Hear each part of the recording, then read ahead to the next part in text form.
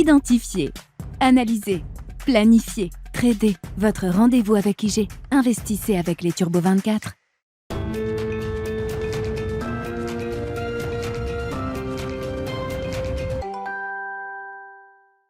Bienvenue dans Smart Bourse, votre double dose quotidienne de marché en direct sur Bismart. Chaque jour à la mi-journée, 12h30, 13h. Et en fin d'après-midi, la grande édition pendant 1 heure à partir de 17h en direct, rediffusée à 20h sur Bismart TV. Émission que vous retrouvez chaque jour en replay sur bismart.fr et en podcast sur l'ensemble de vos plateformes. Au sommaire de cette édition de la mi-journée, la séquence Banque centrale au lendemain de la décision de la Réserve fédérale américaine qui a délivré comme attendu une 4e hausse de taux consécutive de 75 points de base.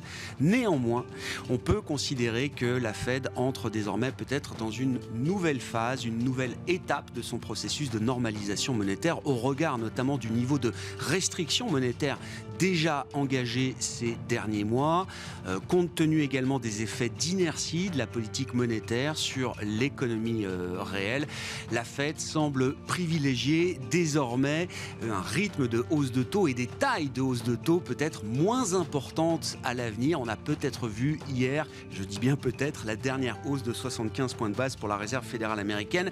Malgré cela, Jérôme Powell veut à tout prix éviter que le signal d'une hausse de taux peut-être moins importante en décembre, 50 points de base étant le scénario de base. Jérôme Powell veut éviter que ce signal soit pris comme un signal dovish, un signal de début de pivot ou de capitulation de la Banque centrale face au rythme de l'inflation toujours inacceptable aujourd'hui aux États-Unis. Et donc le discours reste dur. Si les hausses de taux sont à l'avenir peut-être moins importantes, le taux d'arrivée, le taux de destination, le taux terminal du resserrement de la politique monétaire américaine sera peut-être lui en revanche plus élevé.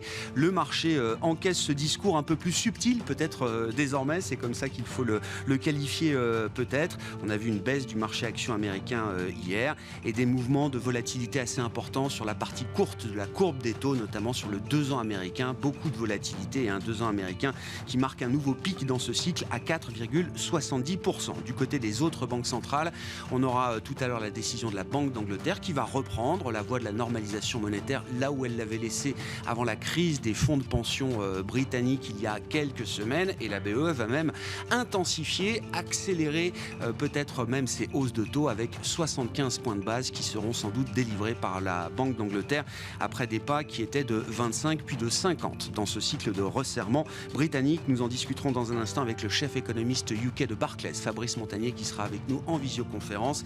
Et puis stratégie action, bien sûr, alors qu'on est en pleine période de publication de résultats microéconomiques toujours. On notera parmi les gagnants du jour, entre guillemets, la réaction de marché positive aux résultats trimestriels de BNP Paribas. Le titre gagne plus de 2% en tête du CAC. En revanche, la croissance organique de Legrand sur le 3e trimestre déçoit les investisseurs. Legrand qui fait moins bien que les autres acteurs de ces marchés sur ce trimestre écoulé. La sanction est relativement lourde puisque le titre Legrand signe une baisse de 6-7% actuellement à mi-séance en Europe.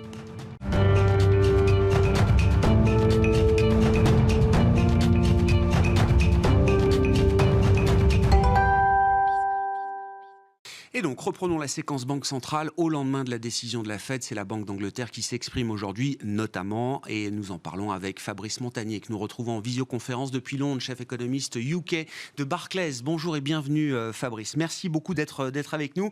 Je le disais en introduction, la Banque d'Angleterre non seulement va reprendre sa politique de normalisation monétaire, là où elle l'avait laissé avant la crise des fonds de pension britanniques, mais elle va sans doute choisir un pas de hausse encore plus important que les précédents. Jusqu'à présent, les pas avaient été de 25 puis de 50. Le pas décidé aujourd'hui sera sans doute de 75 points de base. Pourquoi est-ce que la Banque d'Angleterre est prête à faire ce choix de 75 points de base de hausse de taux aujourd'hui, Fabrice ?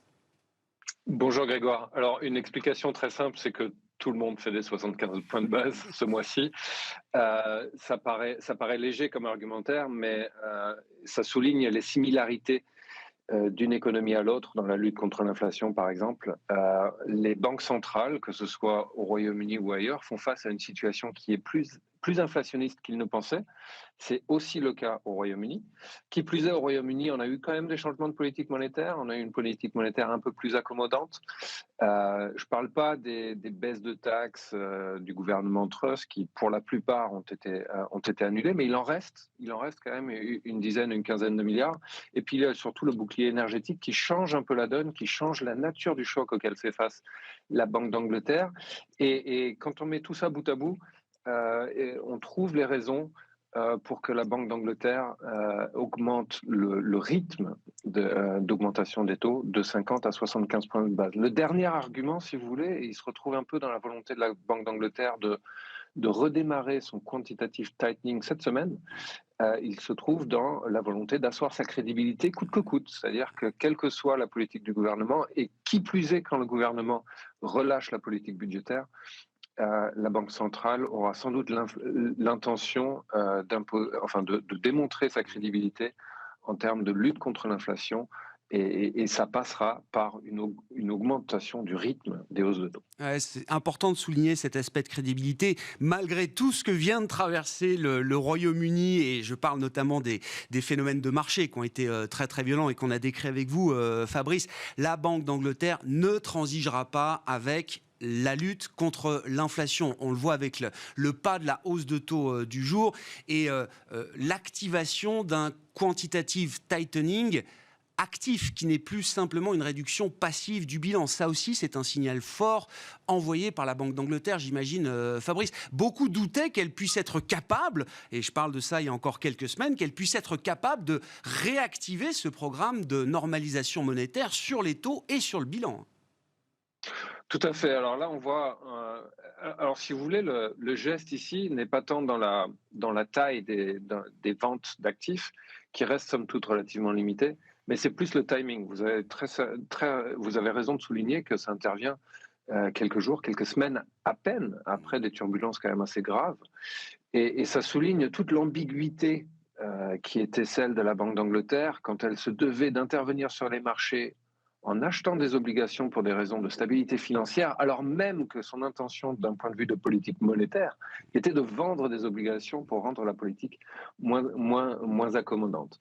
Et il semblerait ici que l'un des gestes de la Banque d'Angleterre en effectuant ces ventes d'actifs, vous avez raison de souligner de manière active, donc ce n'est pas seulement en laissant des obligations sortir du portefeuille quand elles arrivent à maturité, mais également une vente active de ces obligations. L'intention ici est de montrer que la Banque centrale reste engagée en plein à la lutte contre l'inflation, et ça passe par une normalisation de tous ces outils de politique monétaire. Ouais, c'est un message important, le portefeuille d'action. Message très important, y compris peut-être pour d'autres banques centrales. On peut décorréler la gestion de la stabilité financière et le cap de la politique monétaire aujourd'hui. Alors, on peut, même si c'est compliqué. C'est-à-dire, c'est plus facile quand vous avez des outils différents, des outils spécifiques à la stabilité financière et d'autres outils spécifiques à la politique monétaire. Dans le cas de la Banque d'Angleterre, elle n'avait pas différents types d'outils. Donc, c'est pour ça qu'elle s'est retrouvée dans une situation bien particulière où on en avait discuté sur ce plateau même. C'est-à-dire que, alors même que l'intention était de resserrer sa politique monétaire, elle se trouvait obligée de déployer un programme qui pouvait aller jusqu'à 60 milliards d'achats d'actifs, ce qui ressemble beaucoup à du QE, alors même qu'elle doit faire du QT. Donc oui, l'intention est de décorréler les deux politiques, donc de stabilité financière d'un côté, monétaire de l'autre, mais dans les faits, parfois, c'est très compliqué de garder un discours clair. L'intérêt de la Banque d'Angleterre, qui ne fait pas toujours tout comme les autres, c'est qu'elle est partie la première au sein du G7 en termes de normalisation de sa politique de taux. Fabrice, la première hausse de taux date de décembre 2021, si j'ai bonne mémoire. Elle y est allée très progressivement, 25, 25, 25, puis du 50 une fois et 75 aujourd'hui. On commence à avoir un peu de recul sur les effets de la politique monétaire dans l'économie réelle britannique, avec cette inertie de bientôt un an maintenant, Fabrice. Quels sont les enseignements là déjà qu'on tire des conséquences du durcissement monétaire britannique sur l'économie britannique? Alors ça reste encore assez timide, d'accord. Vous avez raison de souligner un an, mais la hausse de taux qui date d'il y a un an, c'était 15 points de base. Mmh. Je sais pas, vous avez raison de souligner que c'était décembre avant tout le monde, mais c'était que 15 points de base. Donc les effets, de par la nature du cycle de resserrement, seront naturellement très progressifs. Euh, Cela dit, on voit quand même dans les différents moteurs d'inflation, on voit une différenciation qui devient de plus en plus évidente entre, par exemple, les biens industriels ou les biens non essentiels, qui sont de moins en moins achetés, où les hausses de taux sont de plus en plus difficiles pour les entreprises à faire passer, relativement aux biens de consommation essentiels, que ce soit par exemple l'énergie ou l'alimentation, où là l'inflation reste assez forte. Il y a un secteur en particulier qui est très exposé et qui l'est d'autant plus que du fait de l'instabilité financière, on a vu des taux de crédit immobilier monter en flèche, c'est le secteur immobilier. La nature même du crédit immobilier au Royaume-Uni, je le rappelle pour ceux qui ne sont pas au courant, mais ce sont des taux en partie variables, Mmh. c'est-à-dire passer une période de fixation initiale, qui est le plus souvent entre 2 et 5 ans, passé cette période, les taux sont indexés sur les taux courants, si bien qu'une hausse de taux de politique monétaire est passée à l'intégralité du stock de crédit immobilier et pas seulement au flux des nouveaux crédits immobiliers, comme c'est le cas en zone euro ou aux États-Unis. Donc on a une politique monétaire qui est beaucoup plus agressive, à la fois sur le secteur immobilier et sur la consommation, car tous les ménages, sur une période de quelques années, voient leur facture en taux d'intérêt augmenter. Alors, on a vu, suite aux périodes d'instabilité, les taux monter en flèche, l'offre de crédit diminuer. Et puis, cette semaine, par exemple, on a eu les premiers chiffres d'octobre de prix d'immobilier. On a eu des prix de l'immobilier qui s'effondrent presque 1% sur un mois.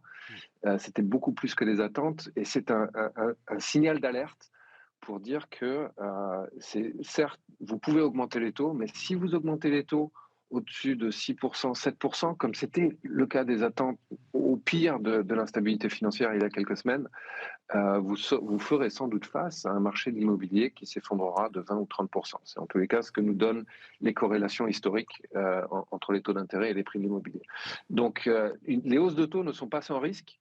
D'accord. Les hausses de taux passées vont commencer maintenant à avoir un impact. Et d'ailleurs, c'est un discours qu'on retrouve chez la Fed et chez la BCE. D'accord. Le discours de plus en plus dovish qui consiste à dire bon, il faut quand même faire attention. On a quand même fait beaucoup de hausses de taux dont on ne verra l'impact que dans le futur. Donc, et vous avez raison de souligner le UK est sans doute un peu en avance.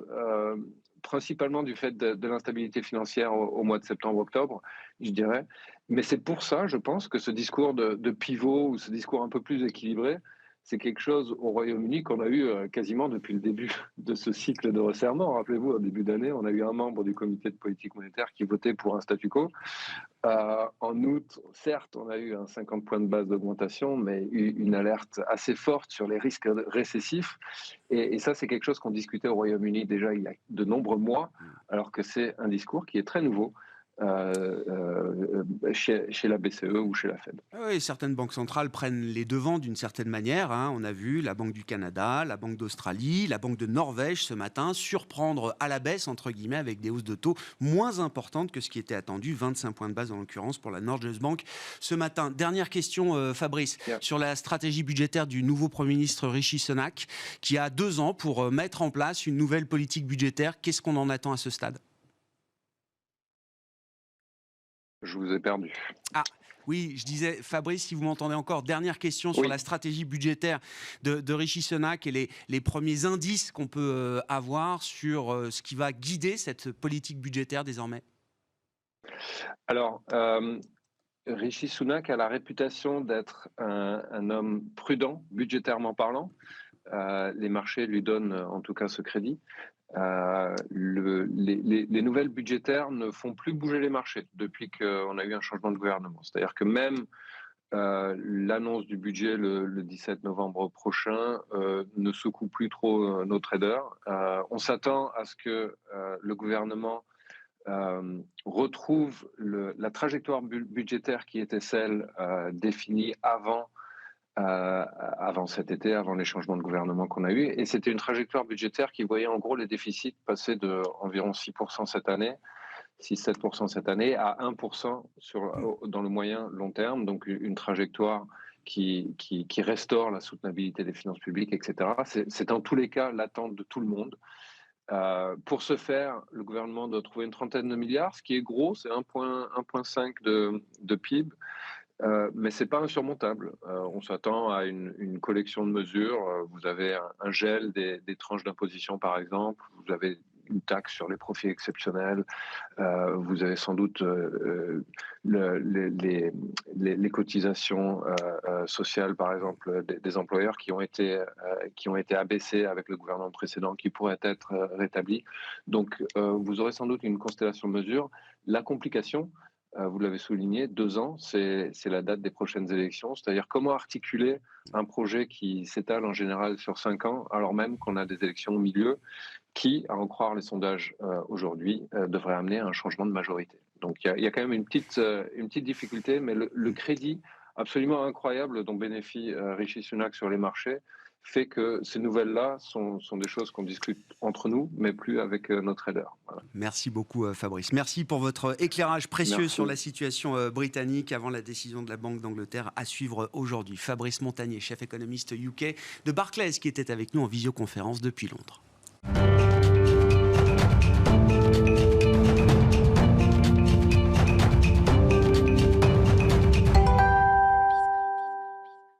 Revenons quand même sur l'événement d'hier et la dernière décision de la Réserve fédérale américaine dans l'attente de la décision de la Banque d'Angleterre tout à l'heure. Franklin Pichard est à mes côtés en plateau, directeur général de Kipling Finance. Bonjour et bienvenue Franklin. Bonjour Greg. Oui, commentaire, comment est-ce que... Bon, je disais la communication devient peut-être un peu plus subtile de la part de Jérôme Powell. Il y en a un peu pour tout le monde. Le marché, visiblement, a été quand même un peu déçu de la tonalité dure, toujours, du discours de Jérôme Powell. Oui, c'est ça. D'abord, le marché a bien accueilli la nouvelle. On a vu les marchés qui aussitôt progressaient. Et puis, derrière, il a calmé le jeu en disant, oui, effectivement... il y aura une réduction dans la hausse, mais elle sera plus longue. Alors, on parle de quoi? On parlait de 4,50 avant sur les taux. On parle maintenant de 5 et peut-être même au-delà. On verra. Mais j'ai du mal à comprendre cette surréaction des opérateurs depuis hier soir aux États-Unis et en Europe ce matin, même si en Europe on est quand même beaucoup plus nuancé. On l'évoquait pour d'autres raisons, mais c'est vrai qu'on traverse toutes sortes de choses et on voit qu'il y a une résilience des marchés européens dans les vagues successives de mauvaises nouvelles ou de chocs auxquels nous participons.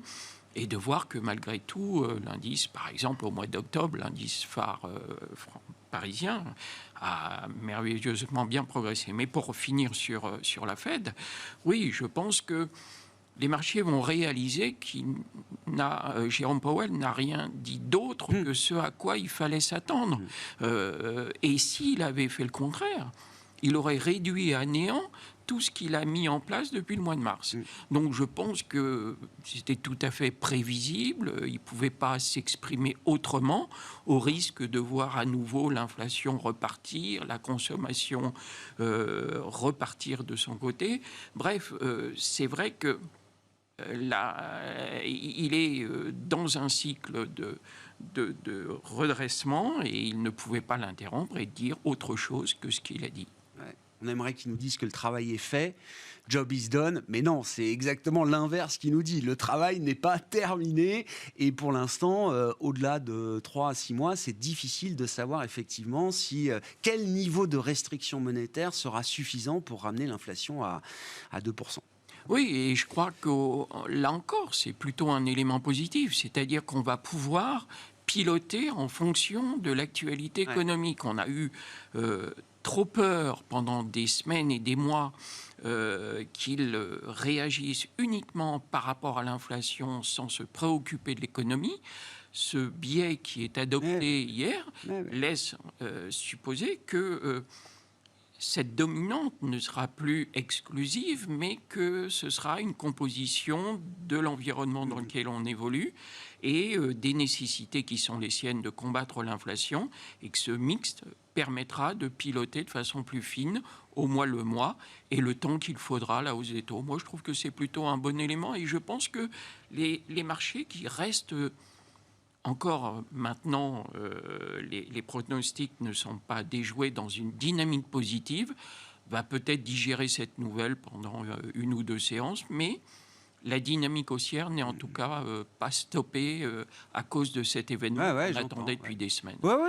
Le discours semble assez équilibré. Effectivement, la phrase clé pour les colombes d'Ovich, c'est de dire, effectivement, après près de 400 points de base de hausse de taux cumulés en 6-9 mois, les effets d'inertie de la politique monétaire, on va être beaucoup plus attentif désormais aux effets de notre politique monétaire sur l'économie réelle, et on va surveiller également les développements économiques et financiers dans notre balance des risques. Et donc effectivement, cette phrase, elle n'apparaissait pas les mois précédents, elle apparaît aujourd'hui. Il y a quand même l'idée que la Fed entre peut-être dans une nouvelle phase de sa normalisation de politique monétaire, même si elle ne signale pas la fin de la normalisation de sa politique monétaire aujourd'hui.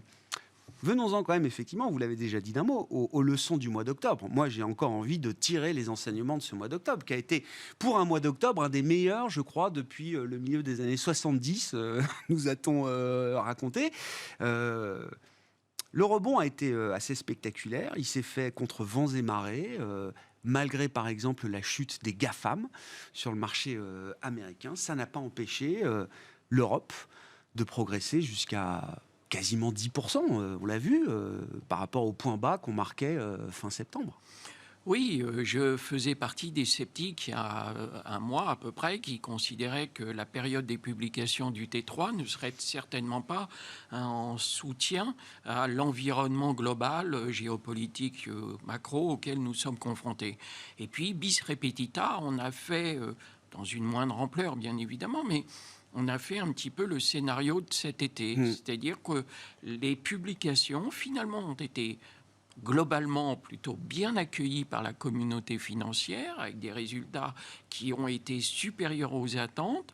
On n'a pas eu tant que ça, finalement, de discours inquiétants de la part des entreprises sur leurs perspectives. Au contraire, on a eu un équilibre entre celles qui révisaient, d'autres, au contraire, qui confirmaient, voire qui revoyaient à la hausse leurs perspectives. Et donc, ce mix fait que les marchés se sont très bien comportés. Ça valide une des idées que nous répétons régulièrement, c'est il ne faut pas être en dehors du marché, parce que la hausse du mois d'octobre, qui était entre 8 et 9%, c'est pas neutre. Il n'y a que 5 valeurs dans le CAC 40 qui ont terminé en territoire négatif, plutôt les valeurs technologiques. On avait ST Micro, on avait Dassault Systèmes, et puis non conforme à la règle, on avait L'Oréal et Capgemini. Et puis sinon, on a eu des rebonds fracassants. Ah oui. Le terme n'est pas très malin, mais Airbus a progressé de 25%, Alstom a progressé de plus de 23%, Safran a progressé de 18%, ou Total Energy a progressé de 16%. Après, derrière, vous avez un peloton d'une dizaine de voitures qui font plus de 10% de performance. Ça va de la Société Générale, en passant par Carrefour, AXA, Veolia, etc., Vinci. Et donc, on a vraiment sur les grandes valeurs, les grandes blue chips, sur lesquelles nous ne cessons de marteler chaque fois, allons là où il y a de la visibilité, ne prenons pas le risque d'aller sur des valeurs peut-être un peu moins solides en ce moment, qui réservent des mauvaises surprises. Moins liquides aussi, soit peut-être. Moins liquides, soit à cause de leurs propres publications, soit qui subissent des comparables qui ne leur sont pas favorables. Et donc là, on est véritablement, en étant sur des grosses capitalisations, avec une visibilité qui est quand même un peu meilleure. Et on le voit, on peut avoir des bonnes surprises comme ce mois d'octobre, et ça pourra peut-être se répéter à l'avenir. Du coup, on voit des investisseurs qui se réintéressent à des secteurs alors qui avaient été à nouveau mis à terre ces derniers mois. Le secteur bancaire en Europe était revenu sur des niveaux de valorisation extrêmement faibles. Les résultats de BNP Paribas, alors toujours le best in class ou un des meilleurs élèves du secteur bancaire, montre qu'il y a quand même une solidité dans les performances opérationnelles des banques aujourd'hui. Ben oui, BNP, c'est plus de 10% de résultats. Et puis, on voit que les opérations de financement qui marquent le pas sont compensées par les activités de marché. Et malgré tout, on sait que les charges ont été un petit peu plus importantes cette fois-ci.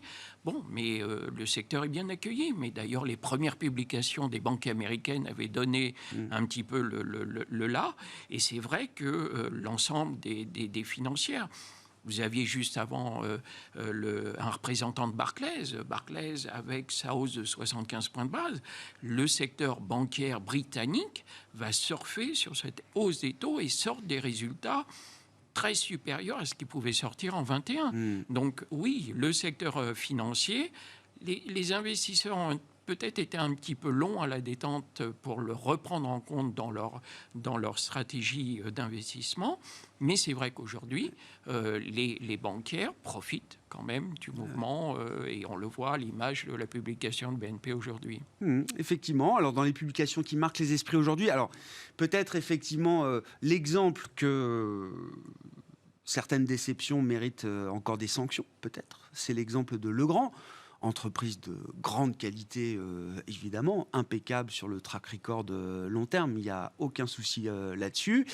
Néanmoins, c'est le type d'entreprise de valeur boursière qui, dès qu'elle déçoit un peu, se fait sanctionner encore lourdement. C'est une baisse de 6-7% pour Legrand aujourd'hui. Oui, parce que les résultats publiés, finalement, selon les brokers qu'on lit, sont soit conformes aux attentes, soit même un peu mieux qu'attendus pour certains. On a quand même eu des résultats sur 9 mois qui étaient un chiffre d'affaires en hausse de 10%.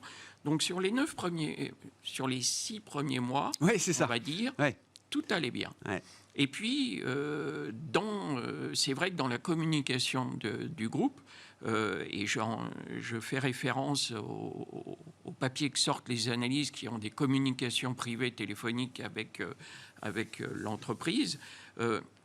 Quand ils essayaient d'aller dans le dur sur la publication du T3, Legrand voulait plutôt mettre en avant les résultats les 9 mois. premiers. Oui, c'est ça, d'accord. Diluer un peu le troisième trimestre dans les résultats des 9 premiers mois de l'année. D'accord. Et quand j'ai quitté le bureau, Legrand baissait de 8%. Ouais. Et effectivement, ce que les marchés sanctionnent, on est typiquement dans le cas d'une société, vous le dites vous-même, qui ne démérite pas, qui est un leader absolument incontesté, mais le léger flottement sur la période à venir et la période du troisième trimestre fait que les investisseurs ne veulent pas entendre ce discours et préfèrent arbitrer au profit d'une société équivalente ou dans un autre secteur, mais qui offrira une perspective plus intéressante. Donc la sanction est lourde, mais je ne doute pas une seconde qu'effectivement, sur une perspective moyen terme, ça peut être un moment pour rentrer sur Legrand et profiter de ces accidents de marché comme il se produit aujourd'hui. Un mot pour finir, alors d'une valeur qu'on a du mal à classer dans le secteur automobile, c'est Ferrari qui publiait hier ses résultats. D'ailleurs, personne dans la communauté des analystes ne compare Ferrari à d'autres constructeurs automobiles aujourd'hui, Franklin. Non, et justement, je regardais, puisque Ferrari a publié des résultats absolument formidables, largement supérieurs aux attentes. Il coche un petit peu toutes les cases, c'est-à-dire qu'il y a un profil très défensif dans Ferrari, elle surprend, il y a une résilience des commandes, on le sait, quand il y a une crise économique, quand tout va pas bien, le secteur du luxe et l'automobile de luxe ne souffrent absolument pas de cette pénurie. Et comme vous le soulignez, j'étais pas amusé parce que maintenant on le sait, mais je vois que pour regarder comment elle se situait, un broker, Odo, pour le nommer, comparait et l'a considérait que le titre était sous-évalué par rapport à Hermès. Oui, c'est ça. Voilà, et que la décote par rapport à Hermès était de 20%. Donc voilà, c'est un petit clin d'œil qui méritait d'être appelé auprès des investisseurs qui comprennent pas toujours pourquoi un titre automobile Et valorisé, oui. Et valorisé. Et on a été même un peu pris à contre-pied sur le succès de Porsche, qui a été introduit maintenant il y a quelques semaines, et qui, après un départ légèrement incertain, finalement est très très bien reparti ensuite. Merci beaucoup Franklin. Merci pour ce point sur la situation des marchés et des marchés actions, notamment en Europe. Franklin Pichard, directeur général de Kipling Finance, avec nous en plateau pour cette édition de la mi-journée de Smart Bourse sur Bismart.